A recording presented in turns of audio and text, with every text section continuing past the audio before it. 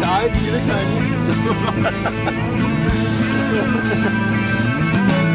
No one told you life was gonna be this way. Your job's a joke, you broke, your love life's the away. It's like you're always stuck in second gear. When it hasn't been your day, your week, your month, or even your year. But I'll be there for you.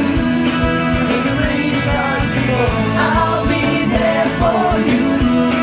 Like you did there before, I'll be there for you. 'Cause you're there for me too.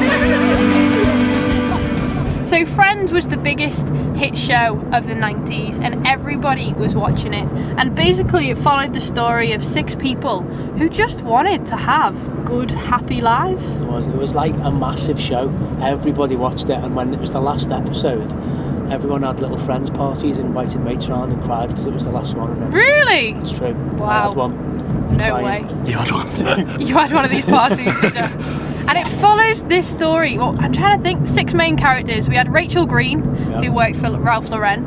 We had Monica Geller, who wanted to be a chef. Later married Chandler Bing, who had that job that nobody really understood what he did. All I remember is that he fell asleep in one of his work meetings. And his boss used to like slap his bum. Yeah, that's what I remember. And his employees didn't like him. Yeah. But he was the funny guy, Mr. Sarcastic. We had Joey Tribbiani, How the you start doing? the start of Days in Our Lives, something like that. Dr. Drake from Amore. We had Phoebe Buffay, who nobody really knows what she did except sing songs She's a about masseuse. smelly cats. The massages. She was a masseuse, and she had some good songs though along the way. Smelly And cat. finally, Ross Geller, paleontologist, Dinosaur professor. dinosaur professor. And that sets the scene really for Friends. He wasn't a dinosaur, he was a man Just who was a professor yeah. that. studying dinosaurs. But in the show, it was all about them trying to work through life, wasn't it? At certain times, they all had good jobs, they all had a nice place to live, they all were going after different relationships, but all the time, mad situations happened, and they ended up sad and not really happy in what was going on.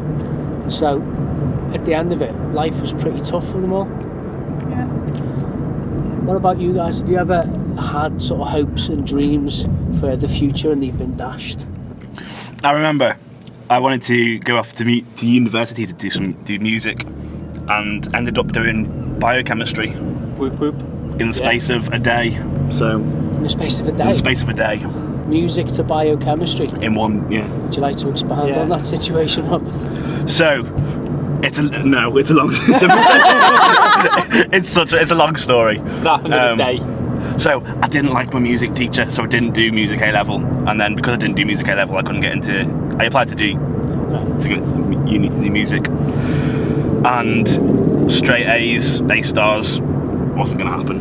So results day came, and they were like, do something to do with biology. So I did biochemistry.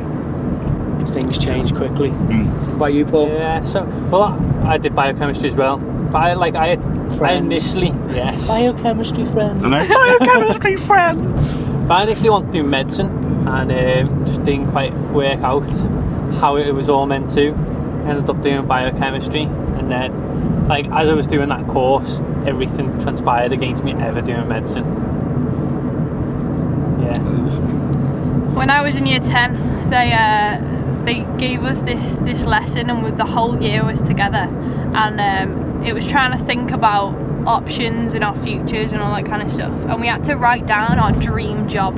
Now, considering it was the dream job, you would think that you could choose anything in the world, but no, they wanted you to be a little bit more realistic.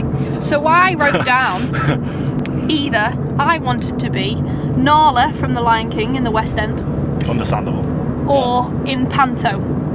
And my head of year, who just happened to be the head of drama at the time, came over and said, Alicia, that's ridiculous, that's never going to happen, cross it out and write something else. So in that moment, my dreams were absolutely shattered. But then I went and got full marks in my drama GCSE, so I was like, ha! Brat. And then still became a youth worker, because apparently that's what we all do. And it appears those dreams are still there, because you do talk about those things often.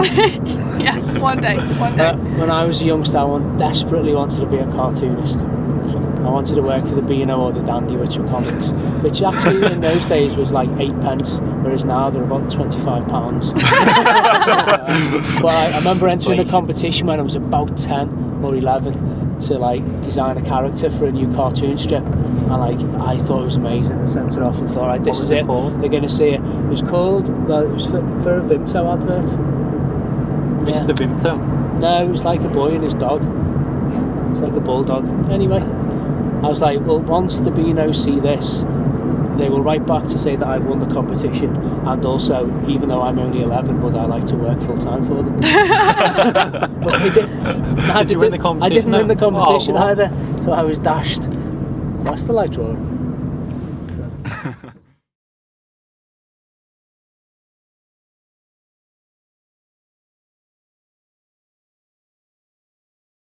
Bed at 10 and work again at 8.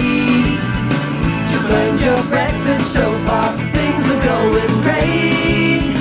Your mother warned you there'd be days like these, but she didn't tell you when the world was brought you down to your knees. And I'll be there for you when the rain starts to fall. I'll be there for you like I've been there before. I'll be there for you, 'cause you're there for me too.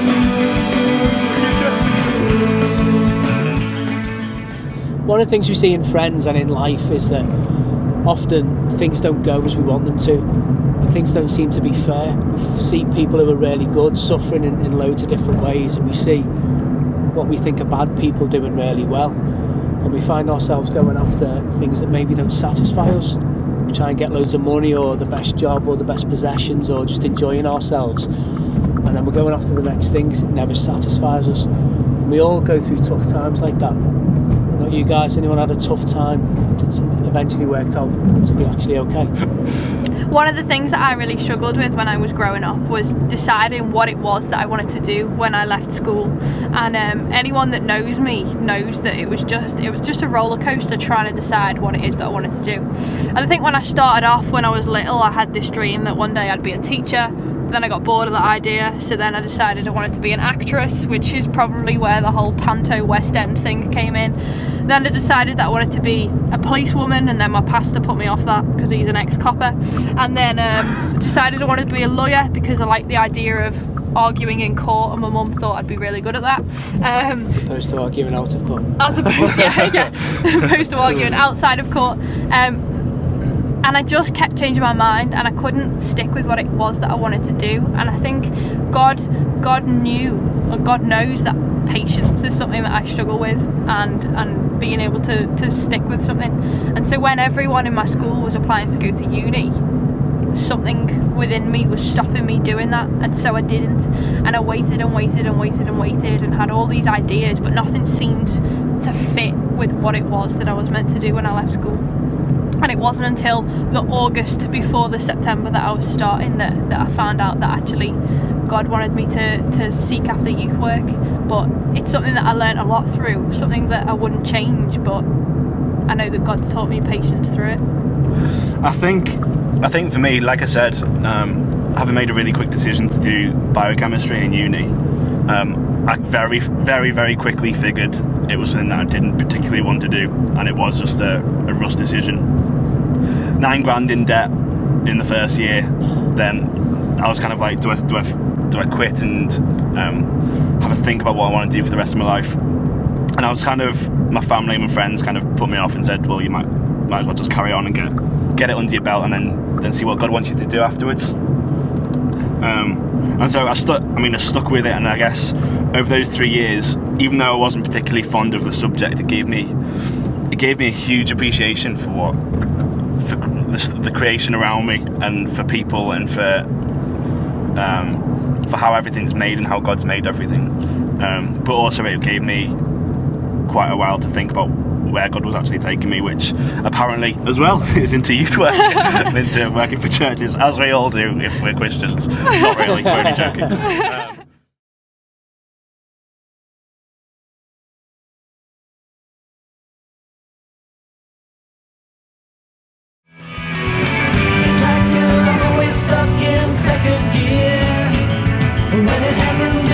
day, your week, your month, or even your year. I'll be there for you when the rain starts to fall. I'll be there for you. I'll be there for you, 'cause you're there for me too. I'll be there for you. I'll be there for you. There's a book in the Bible that talks a lot about life called Ecclesiastes, and the writer of it talks about how he's had loads of money, loads of relationships, he's been the wisest man that there ever was, and none of it satisfies him. In fact, it's all meaningless. It's a cheery book.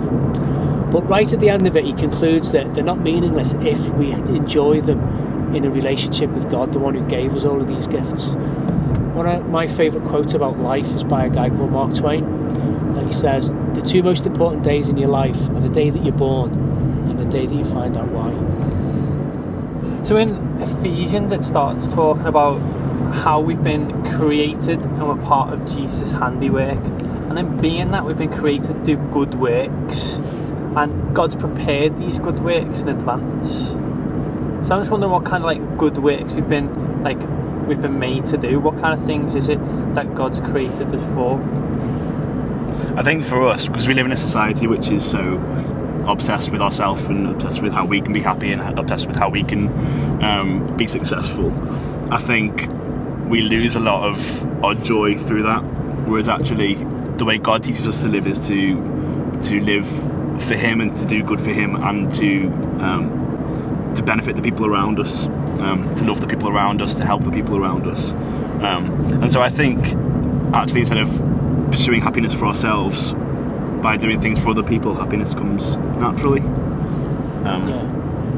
So a study was done through Harvard University, which basically was saying how by spending $400 on someone else is the equivalent of spending $10,000 on yourself, which I guess shows the value and importance of putting other people above ourselves, and how in trying to pursue happiness other people are more important than us.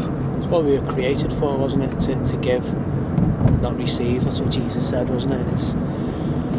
We know it, but we try and fight against it because we just want to look out for ourselves so often. You see it all the time, don't you? I guess one of the things that I found is like doing quite a few different jobs at such a tender age, it's not good. But like in terms of doing so many different things, I've kind of like experienced being able to do good things in lots of different avenues. So being a teacher, doing like biochemistry, being a youth worker, but actually in all of them things you can be really successful, you can do really amazing stuff, but it's actually about the little things that you do for one another and actually bringing joy to the person who you're doing life with and like who you kind of spend time with and your friends and your family. That ends up being the thing that becomes most meaningful rather than the money or the fame that you can get for doing certain things. So kind of just going back to what you were saying, like that idea that money and getting money for ourselves isn't everything, but it's about giving, and it's not all about the success that we can have, but it's about like being there for one another. It's a bit like when Jesus said, surely I'll be there with you for all the rest of the days. Is that Matthew 28 by any chance? It is Matthew 28. Verse 20. Yeah, it is verse 20. It's Almost like Jesus is saying, I'll be there for you. Go on, Rob. I'll be there for you, 'cause you're there for me too.